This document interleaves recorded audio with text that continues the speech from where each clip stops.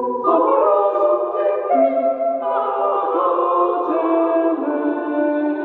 is a special evening for all of us. Tonight, you could just feel the smartness in the room. I can't say enough about how committed Virginia Tech is to this region. The first piece tonight is looking at brain waves as you do dance. So it's about how you understand human motion and then how you make it emotional by connecting. So they'll be wearing complete EEG caps as they dance.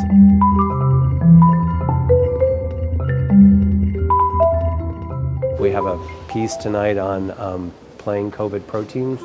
The composer basically took the different structures of COVID proteins, working with somebody in the College of Science, as you would imagine. So you've got somebody in the School of Performing Arts, somebody in the College of Science, collaborating and creating this beautiful composition played by a string quartet. And then the last piece tonight is a piece, again, a dance piece, this time using motion capture on the body, using accelerometry, some of the things that we have in our watches and our cameras to track our body and our movement, and then using that in real time to control visual imagery.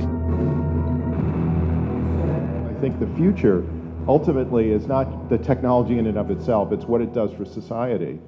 And part of what it does is it enables the arts. And you know, it's really thrilling to see those things coming together in this show.